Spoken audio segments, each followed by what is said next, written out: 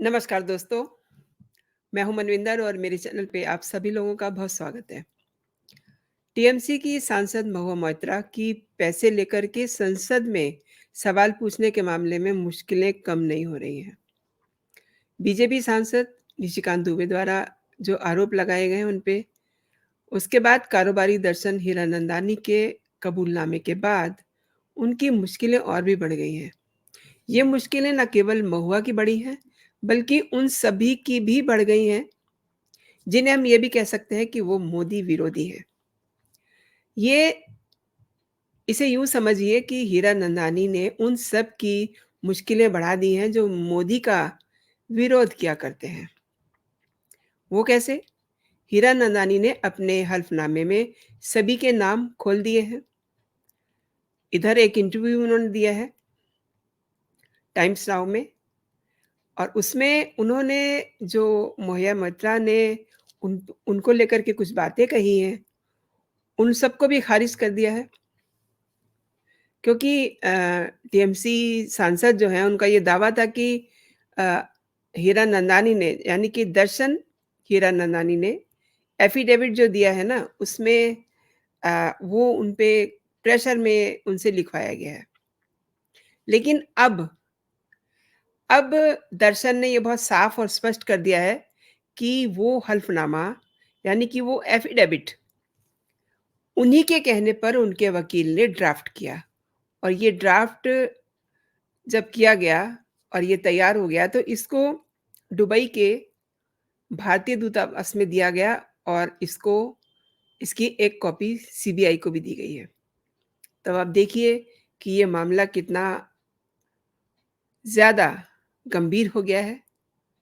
हालाँकि ये सब वो अपने भी बचाव के लिए कर रहे हैं, लेकिन एक तरह से दर्शन ने महुआ को पूरी तरह से बेनकाब कर दिया है और वहीं एक बात और सोचने की है, जो लोग आए दिन मोदी के खिलाफ बोलते थे, यानी कि जो मोदी के विरोधी थे, उनके भी नाम साफ-साफ जो है उन्होंने बता दिए हैं कि किनके सलाह पर महुआ जो है सदन में सवाल पूछती थी और भी कई बातों में जो मोदी का विरोध करते थे, उन सब के नाम इस हल्फ़नामे में हैं।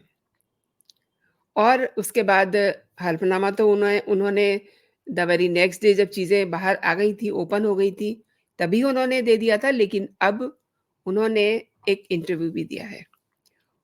उस इंटरव्यू में उन्होंने बहुत साफ-साफ कह दिया है, तो इससे बड़ी और क्या बात हो सकती है? कई सारे सवाल थे जो उनसे पूछे गए। मैं थोड़ा-सा उनके बारे में भी आपको बताती हूँ। तो उनसे पूछा गया सवाल तो ऐसे ही होता है ना कि आप कैसे जानते हैं महुआ को? और महुआ ने आपके हल्फ़नामे पे सवाल उठाए हैं, क्या कहते हैं आप? इस तरीके से तमाम सारे सवाल आप देख सकते हैं, उनके जवाब भी उन्होंने दिए हैं और जिन सवालों को वो ऑलरेडी खुलासा करके बता चुके हैं, उसके लिए उन्होंने कहा कि ये मैंने अपना पक्ष जो है हल्फ़नामे में रख चुका हूँ मैं। इसी तरीके से उनसे जो है काफ़ी सारे सवाल पूछे गए। ये देखिए कि आपने क्यों कहा कि जय अनंत के आरोप गलत हैं? फिर क्यों आपने अपना स्टैंड चेंज किया? तो उन्होंने इसका सवाल का जवाब ये दिया कि जब ये मामला एथिक्स कमेटी में चला गया, तो मेरी ज़िम्मेदारी थी कि मैं व्यक्तिगत रूप से अपना पक्ष रखूँ। फिर अगला सवाल उनसे ये किया जाता है कि क्या सवाल जो हैं अदानी के खिलाफ थे? तो उन्होंने बहुत साफ कहा कि पीएम मोदी को टारगेट करने के लिए अदानी के खिलाफ सवाल पूछे गए। तो अब आप ये समझ लीजिए कि साफ-साफ उन्होंने ये कह दिया कि अदानी अ, के खिलाफ जो सवाल थे वो मोदी को टारगेट करने के लिए पूछे जाते थे। अब इससे ये बात साफ हो गई है कि मोदी को टारगेट किया जा रहा था और एक और बात बड़ी साफ हो रही है कि इन सवालों के ज़रिए उन्होंने ये भी बता दिया है कि जो मोदी के विरोधी थे, वो कौन-कौन हैं, उनके भी उन्होंने नाम उजागर कर दिए हैं। कई सारे उनसे सवाल पूछे गए, उनसे ये भी पूछा गया कि आपने उनको क्या-क्या गिफ्ट दिए। तमाम सारी बातों को उन्होंने माना इंटरव्यू में और सारी बातें उन्होंने बहुत साफ-साफ उनके जवाब दिए। तो उससे एक चीज़ ये तो अब साबित हो रही है कि महुआ तो बेनकाब हुई हैं, लेकिन और भी बहुत सारे लोग, उसमें राहुल गांधी भी हैं, उसमें बहुत सारे लोग हैं। महुआ मोइत्रा के केस में दर्शन हीरानंदानी ने अपने हल्फनामे में कहा था कि महुआ मोइत्रा ने मुझे अपने लोकसभा अकाउंट का लॉगिन आईडी और पासवर्ड दिया है और अपुष्ट जानकारियों के आधार पर मैं महुआ के संसद अकाउंट पर सवाल पोस्ट किया करता था और मैंने अदानी ग्रुप को टारगेट करने के लिए सवाल भेजे।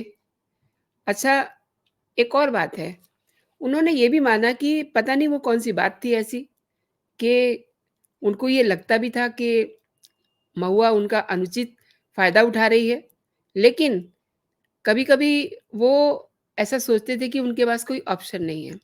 अब ये बातें वो अपने सेल्फ डिफेंस में कह रहे हैं या किस लिए कह रहे हैं, ये तो अब वो ही जाने। लेकिन अब मैं आपको ये बताना चाहती हूँ कि उन्होंने किन-किन के नाम लिए हैं, जिन पे मुसीबत आ सकती है।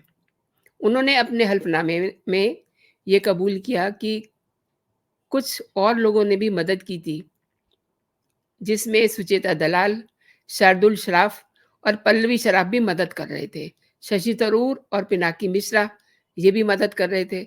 महुआ ने इस काम में विदेशी पत्रकारों का भी साथ लिया। कई भारतीय मीडिया हाउसेस से भी महुआ संपर्क में थी।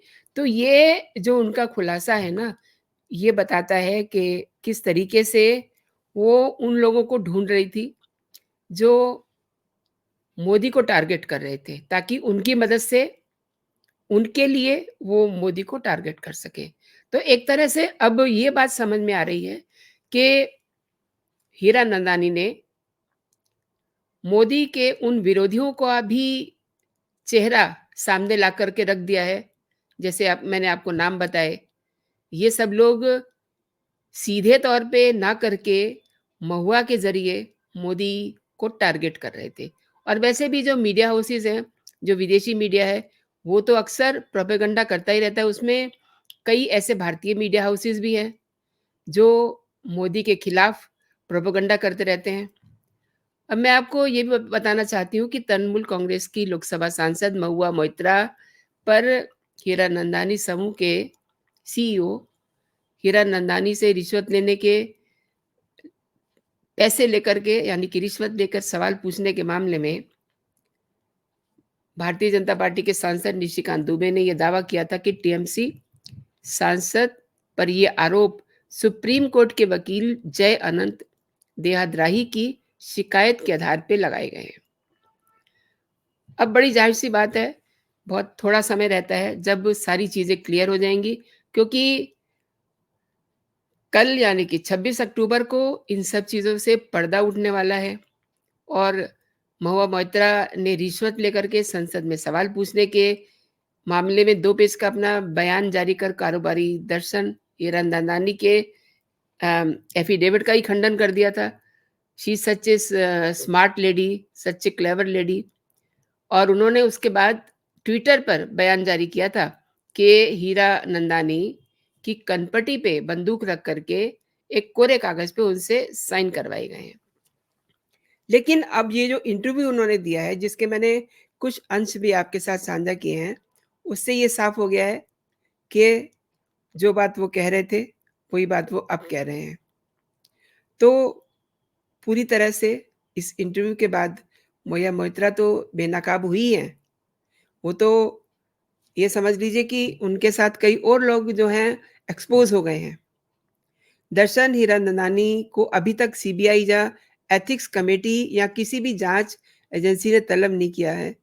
लेकिन उन्होंने अपनी तरफ से ये हल्फ़नामा सीबीआई को दिया है। अच्छा, एक और बात है, महुआ मोइत्रा ने ये भी कहा था कि हीरानंदानी ने ये हल्फ़नामा बस ऐसे ही यूँ ही बिना सोचे-समझे, डर के मारे दिया है।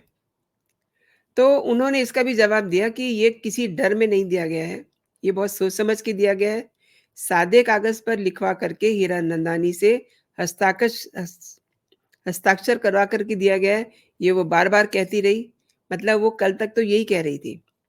लेकिन हीरानंदानी अब सारी चीज़ें इंटरव्यू में खोल चुके हैं कि ऐसा कुछ भी नहीं है। हाँ, उन्होंने गलती मानी कि आईडी और पासवर्ड शेयर करने की जो बात है वो उनसे गलती हुई है। लेकिन सवाल ये है कि मौया मोइत्रा ने जो सवाल उठाए थे, उनके जवाब एक के बाद एक सामने आते चले आ रहे हैं। जो आरोप वो लगा रही थी, वो सारे अब खारिज हो रहे हैं। अ, हर तरफ से एक तरह से वो एक्सपोज़ हो रही हैं। महुआ ने पहले सवाल उठाया था कि हल्फ़नामा नोटरी, पेपर या लेटरहेड पे क्यों नहीं है? तो जिसके जवाब में ये बात सामने आ रही है कि हल्फ़नामा दर्शन हीरानंदानी ने दुबई में भारतीय दूतावास को भेजा अपने वकील के ज़रिए। इसके साथ ही उन्होंने इसको सीबीआई को भी दे दिया है।